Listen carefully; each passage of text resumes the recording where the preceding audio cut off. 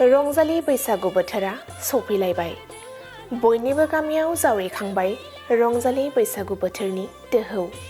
बेबायदिनो चिरां जिल्लानि उजान बाजार रंजालि बैसागु खुंफुं आफादाबो खुंगा बाजोथि थामहिनबा सनाथि मायथाइ फोरबो फालिनो लाहार फाहार खालामगासिनो दङ।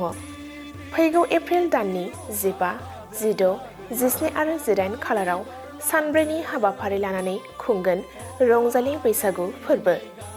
बेनिनो दिनै लाइ खुन्थिया गायसननाय जायो। लोगोसेनो रंजालि बैसागु बोथोराव रंजानो थाखाय मोसानाय सोलोंनायाबो सोलिगासिनो। रंजालि बैसागु फोरबो खुंनायनि लोब्बायै खुंफुं आफादनि आफादगिरि मुकुता बसुमतारिया मा फोरमायदों फै बे समाव मिथिना लानि।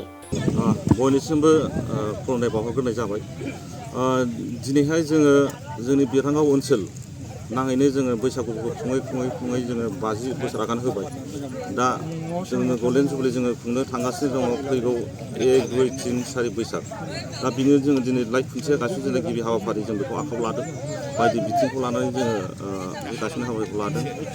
दा आं बेखौल' खावलायनो लुबैदों जोङो ओनसोल नाङैनो जोङो बे माबाखौ रंजालि बैसागुखौ जोङो हारि धोरोम राजखान्थि जेबो फाराग लायालासिनो जों खौसे गोसोयै जोङो नैबे गल्डेन जुबलिखौ जोङो ओनसोलनाङै खुंनो आखायाव लादों। बिनि थाखायनो बयखौबो जाहाथे जोंनि बे खुंनो लानायाव रायजो राजा बयखौबो फैनानै जोंनि बे खुंनो लानायखौ जाहाथे मदद होफैयो बेखौ आङो खावलायहरग्रोनाय जाबाय। बेसेबांसो गामिनि नोंथांमोननि बे खुंफुं आफादाव ज' जायो? दा जोंनि उजान बाजार ओनसोल बिरहांगाव ओनसोल हिसाबै जोंनि बेयाव बाहागो लागोरि गामि हिसाबै 14टा गामिया दङ। बोसोरफ्रामबो फ्राय लाबाय थानाय जायो। दा बे 14टा गामिखौ लानानै जोङो बे गल्डेन जुबलि जोङो खुंनो आखायाव लानाय जादों। नोंथांमोननि गिबि हाबाफारिफ्राव माबाफोर हाबाफारि लानाय जादों नामा? जोङो गिबि हाबाफारि बादियै जोङो मुलुग गाहामनि थाखाय ओनसोलनि गाहामनि थाखाय जोङो जग्य होग्रोगोन।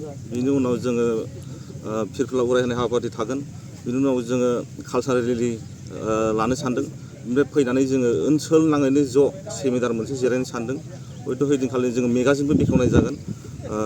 सनाथि बैसागु जोंनि मेगाजिननि मुङा हैदिनखालि बेखेवनाय जागोन। बेखिनि गिबि हाबाफारि। आरो हारिमु मोनाबिलिफ्राव माबाफोर देंखोगिरि आरो फावखुंग्रिफोर लिंहरनाय जादों नामा?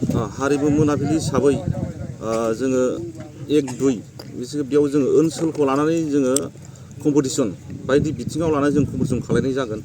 बिनिफ्राय बैसागनि 3, 4 बेयाव जों बाहेरानिफ्राय देंखो खनगिरि आरो मोसाखावरि बिथांमोनखौ जोङो लेंहरनाय जादों। जेरै जोंहा प्रिसमिता बिनानाव दङ, मनिसा मुसाहारि बिनानाव दङ मोसागिरि हिसाबै। मेथाइ खनगिरि हिसाबै जोंहा दङ जिसि नार्जारि, इलिसा बर' आरो जोंहा इन्द्रजित बिथां गुवाहाटिनिफ्राय फैगोन बिथांमोन दङ हारिमु मोनाबिलिखौ रंजाहोफैनो थाखाय। माखासे एसे दानला दानलि होदोंलै।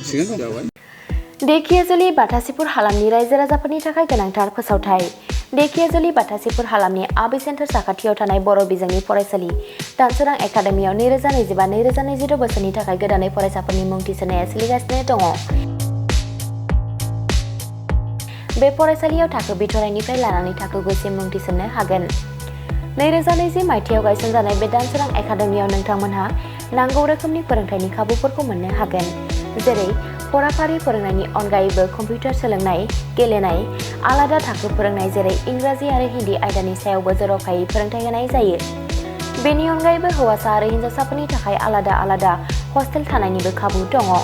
बेजों लोगोसेनो फरायनायाव उन जानानै थानाय एबा गोसोआव लाखिनो हायै फरायसाफोरखौ आलादायै फोरोंनायनिबो खाबु होनाय जादों। मख'नो गोनांदि बिथराइ थाखोनि मुं थिसननायखौ बेसेन लायालासे थिसननाय जादों। बेनिखायनो गोसो गुदुं दिथागिरि नोंथांमोनहा गाव गावनि गथ'फोरखौ दानसोरां एकाडेमियाव मुं थिसननो गोसो दङब्ला थिसननो हागोन। दानसोरां एकाडेमियाव मुं थिसननो थाखाय नोंथांमोनहा 9704575550 एबा 88764802118 जानबुं अनजिमायाव फोनांजाब खालामनानै सुलाद लानो हागोन।